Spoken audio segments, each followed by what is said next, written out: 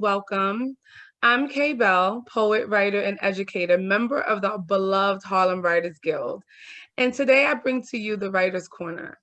For the next few weeks, I'll be interviewing current members of the Harlem Writers Guild who will talk to me about their philosophies on writing, current projects, and of course, give us snippets of their work. So let's get started. Today we have a special guest, Marc W. He is not only a current Harlem Writers Guild member, but he is an award-winning writer from New York City. He writes on issues concerning history, labor, and technology. He holds a bachelor's in political science and a master's in history from the City College of New York. Mr. Polite is the founder and editor-in-chief of Polite on Society, an award-winning blog of social commentary, political analysis, and literary reviews. His commentary has been featured on The Gringo, Race Talk Magazine, Time Magazine, Black Star News, Be More News, The New England Informer, and the Atlanta Post. So please help me welcome Marc Polite. Thank you, Marc, for being here with us today. Okay. Thank you for the invitation, Kay. I really appreciate it. Okay, so how about we start with you telling us a little bit about why you write and how your writing journey began? Okay, so I'll start off first with when I started writing and how. Um, I really started writing, publicly after graduate school. I finished my degree some time ago, master's degree and everything, and I just was thinking to myself, okay, I'm done with grad school, so now what am I going to do with all the information that I have in my mind, all things that I've learned in the classroom? And uh, it just occurred to me that what, I might as well start a blog.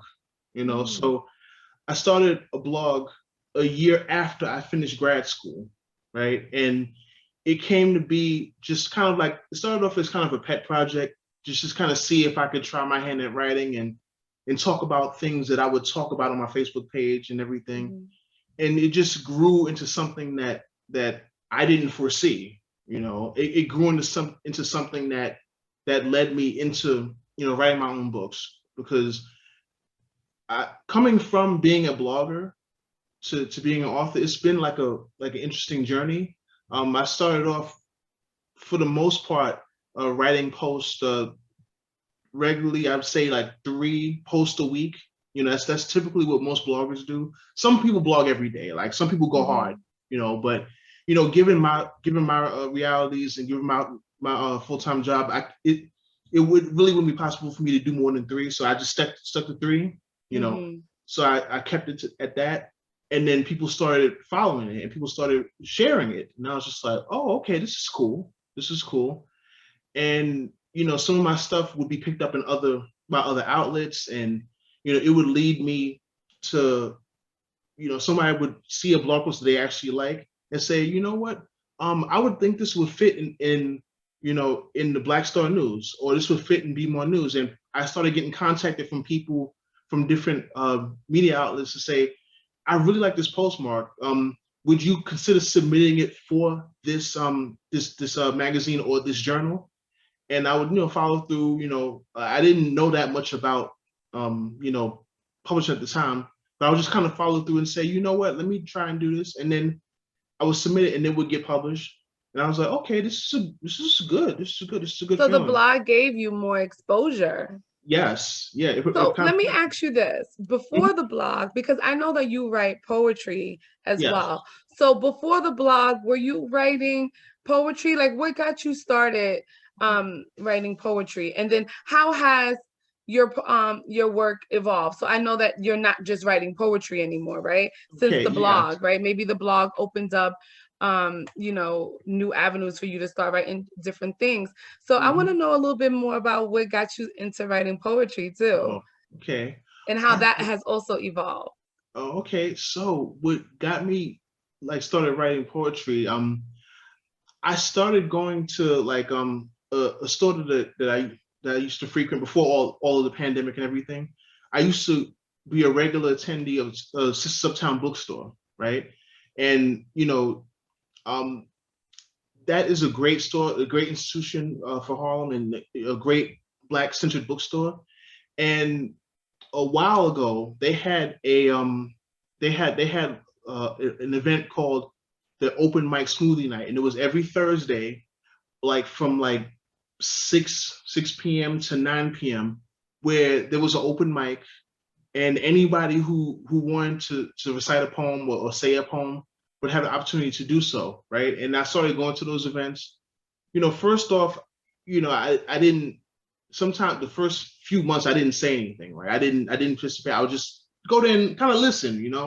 Yeah. But after a while, I just like, the host encouraged me to share some of my work, and I through a gradual process of just learning how to write poetry and being bold enough to share my work, and with the encouragement of people like Jennifer, um, I would just actually start, saying, okay, let me put together this, let me go from doing open mics. And I started there. And, it got to a point where, people would see me in other places, like, why don't you do your sometime, why don't you do something over here? I was like, you know what? Why not? Let me just go for it and see what happens. So, my whole poetry thing started, Essences Uptown with that open mic on every Thursday evening. And it actually grew into into me endeavoring to put out my first poetry book, which was only a collection of 10 pieces. And it was just like me just getting out here and just saying, some people like my work, so let me just see what else is available, what else is out here. So that's Yeah. that's really how I got started. Yeah, and I think that it's so I like the idea of first for first time poetry books to be a chat book, and then follow up with a more full length book. And I like that idea because you kind of get a taste of the poet and their work, and then you kind of figure out like if you want a little bit more. So I Mm, think that's a good idea actually. mm, Well, you told us a little bit about your blog and what got you started with poetry. mhm. So, my next question is, why do you believe writing is an important aspect of our society? Or do you even believe writing is Okay. an important aspect of our society, and why? Okay. To answer your question, I'd say an affirmative yes. I do believe that writing is a key part of our society. We have to keep records. We have to just understand things for as they are. I mean, even when this kind of goes back to my history training, right? When I studied history, one thing that my professors will always emphasize to me is the importance of having uh, primary sources, which Mm, means, sources that were created at the time of the event. Not secondhand reports, not hearsay, but primary sources. And like as we live our lives, history is all around us. History is what happened last year, is what happened yesterday, and someone has to be around to record this. yeah. And I come from my history training, and it's just like, well, you know what? Let me just go ahead and continue to write and have a platform to expose the truth. Because the thing about it, especially when you're talking about Black writers in particular, there are people who would always willing to discount our history, and they're Mm, always want to say that, well, that's not quite how it happened. And mm-hmm. always want to gaslight you and say, no, that's not what it is. This isn't racist, it was accidental. Just things like that. And writing it and having the official record is a way of pushing back and saying that, no, that's not what happened. What you see in the mainstream is telling a completely different tale than what actually happened. Mm-hmm. So I think that's one of the reasons why writing is important, especially when it pertains to Black writers, because you know I fundamentally believe that Black people we have to tell our own history. We Yeah. have to read our own history, tell our own history, and pass it on to the next generations. And that's what I love about your work. I love that each time I hear you read, I feel like there's so much passion and there's so much emotion in it, but also I think there's also a sense of urgency to tell the not only your story but the stories around you, and to be, bring that perspective, and especially the perspective of Black voices. So I really appreciate that about your work. So now let's hear something from you. Let's hear Okay. a poem or something that you want to share. Okay. All right. So, okay, great. Thank you, Kay. I appreciate it. I'm glad you like what you hear. I'm going to read this. There's a piece from my second uh, poetry book. With it kind of goes along with the same theme, and the title of it is "Let Me Tell You About My People." Let me tell you about my people. My people face all kind of evil. Resilient.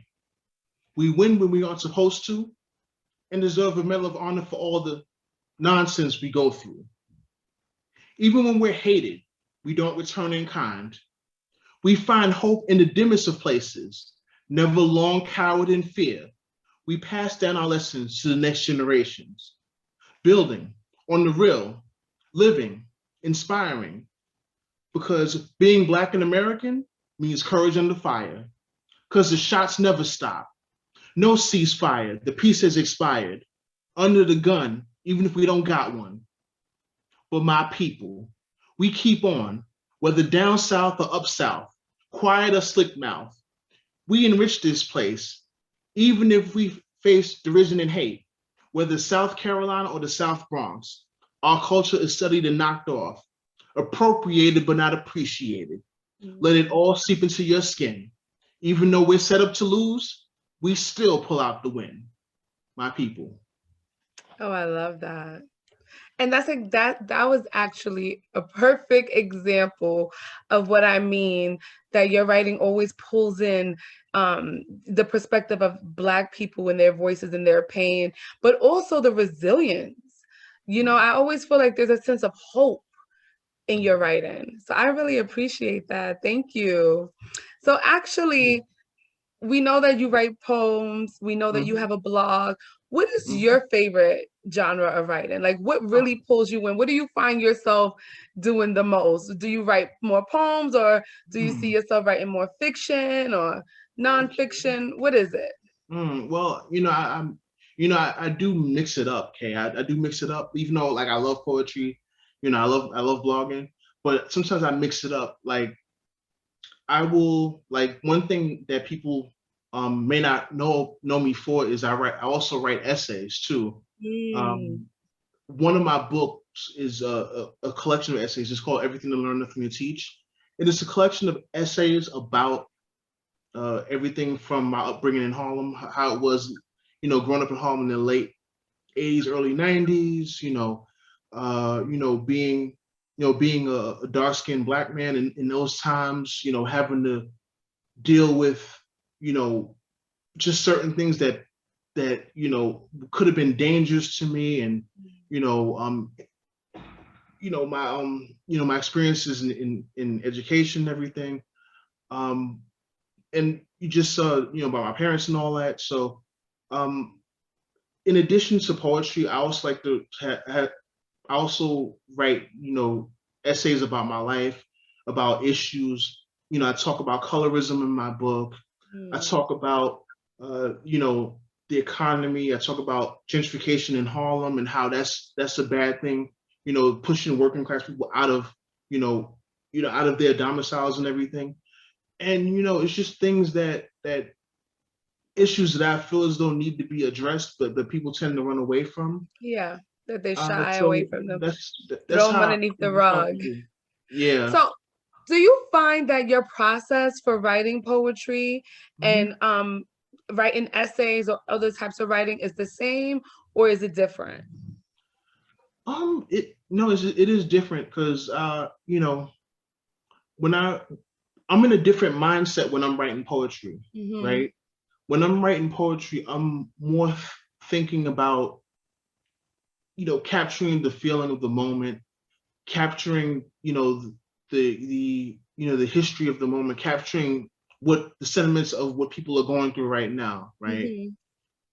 But when I'm writing an essay, I'm more focused on, the facts, the figures, what's happening now, what happened 3 years ago, how does that affect things now? So when I'm talking essays, it's more about what the structures that we have to face, no matter who we are, Right, right. But No, no, no. I yeah, definitely understand. I understand. But I think that you also do capture a lot of history in your poems too. But I think I get what you're saying, where maybe your essays go more in depth, right? Is that it? yeah, Yeah, yeah, you yeah. know, Okay. So I know that your work, I'm really excited about this. Your well, a current project, your book Mhm. was published last month. Yes, The yes. Binge Watcher's Guide to Black Mirror. I'm Mhm. a big fan of the show.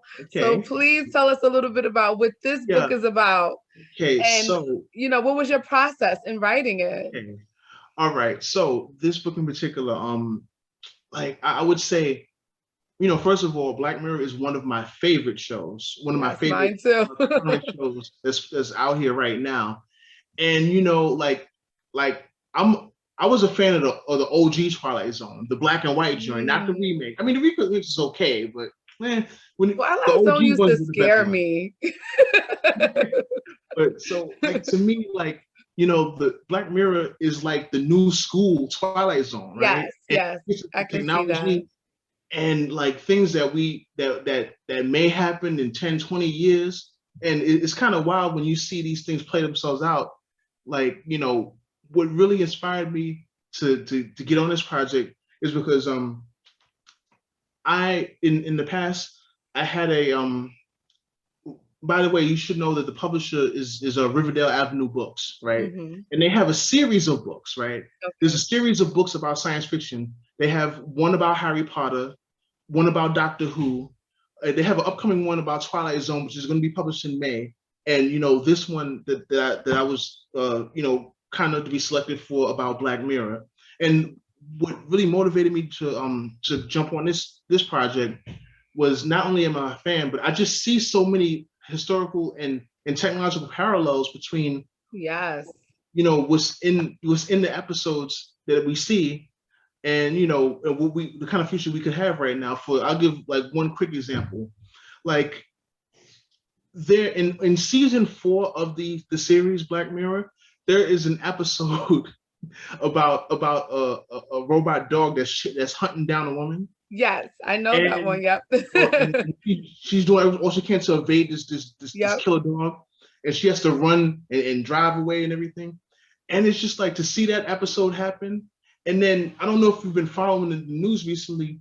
The New York Police Department actually used a robot dog, right, Oh. to police to go and to deal with a hostage situation in the projects in I believe Kips Bay it was. Oh, wow. I didn't And hear yeah, about the, that. the Wow. a Okay. $75,000 robot dog that was deployed by you know by the NYPD is Mm. actually in use.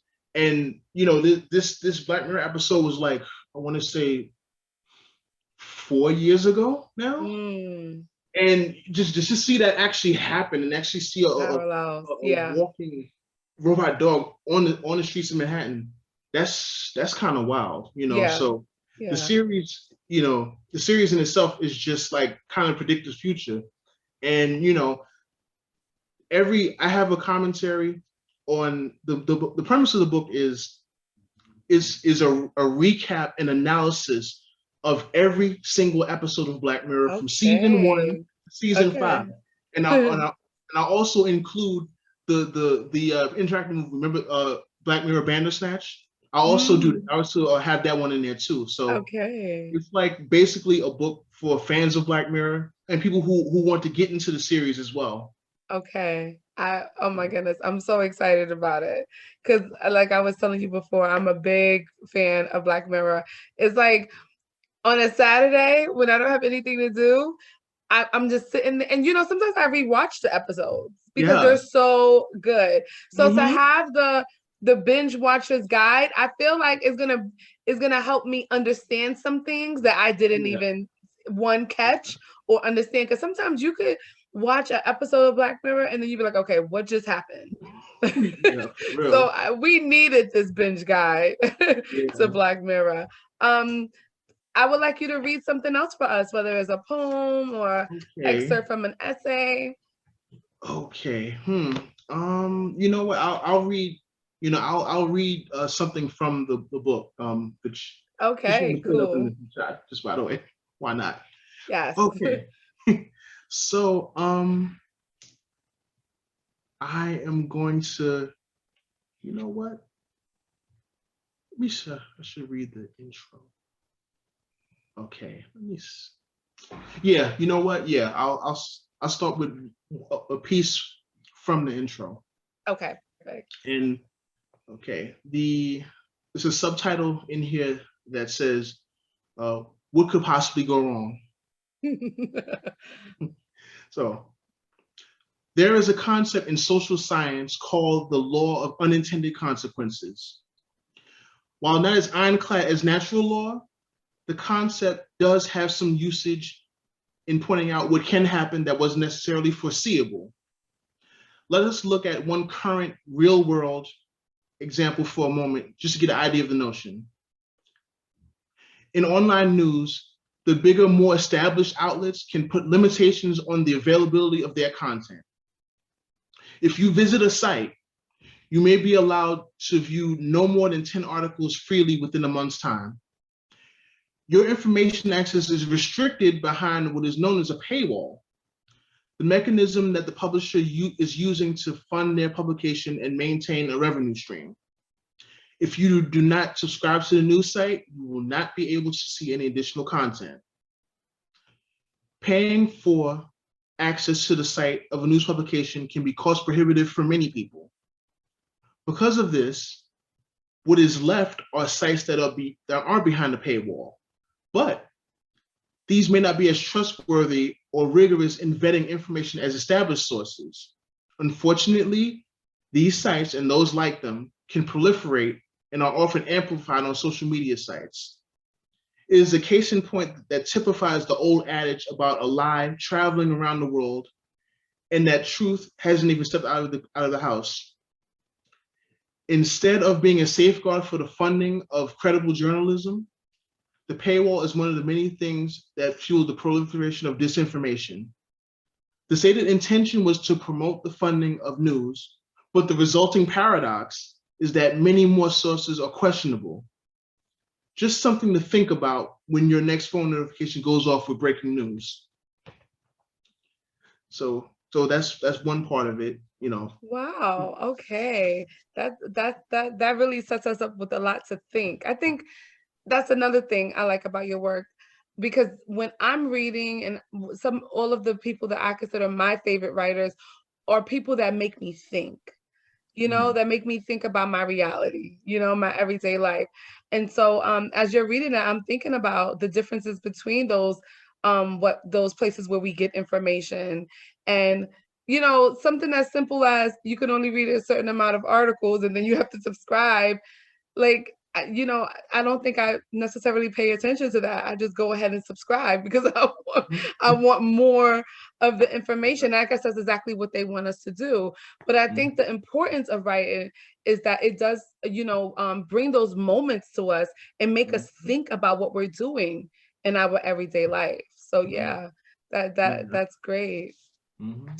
So I want to definitely talk a little bit about your involvement with the Harlem Writers Guild Okay. and how crucial it's been in the development of your work.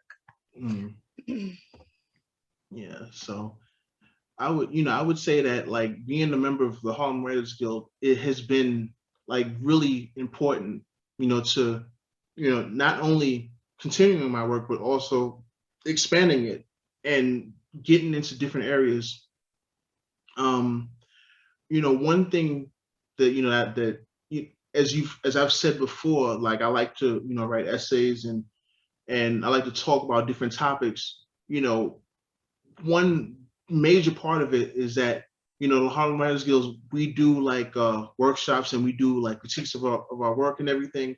And when I go to the meetings, and I read like a work that I have in progress, and I just put it all out there as a draft and everything. And Mhm. then I get we all go around and discuss what was, every person had a chance to read their work, and then it's critique, and the feedback that I've gotten, about, okay, you can adjust this up and change this a little bit, has made me a better writer, and it's Mhm. made me more focused and more Absolutely. in on what my expertise and what my talents are.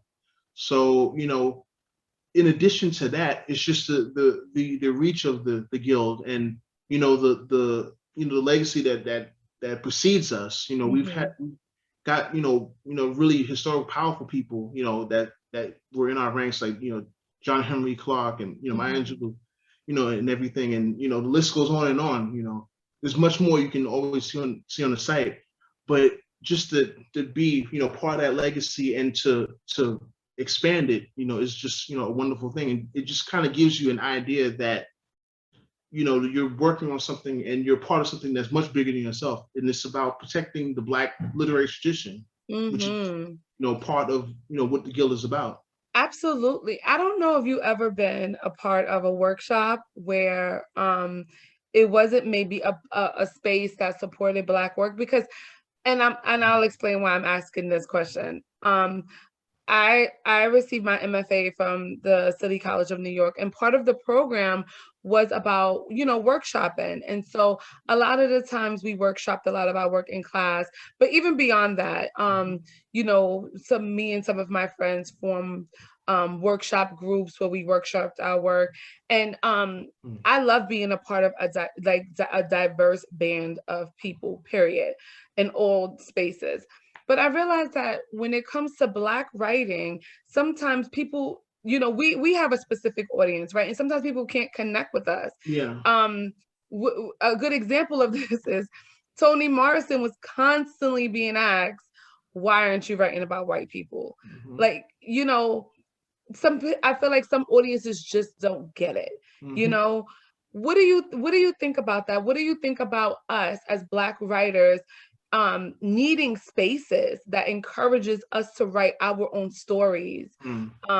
Yeah, what do you think about that? Hmm.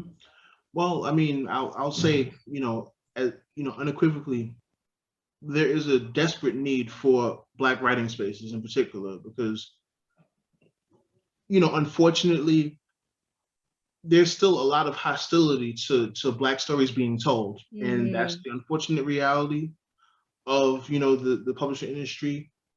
None of us made it like that, but that's just what it is. Yeah. And if we're going to contend with that, we're going to need to still have to have our own spaces where our writers are promoted, and we have a chance to express our voice authentically, where for example, we're not relegated to just stories about Black trauma, or Hmm. we're not just Absolutely. expected to just, like, all of our work is not expected to fit the mold of urban lit. I mean, don't get me wrong, like, there's a space for that, right? But all Black writers do not have to be urban lit authors, and there Yes. should be more of a expansive viewpoint. But Hmm.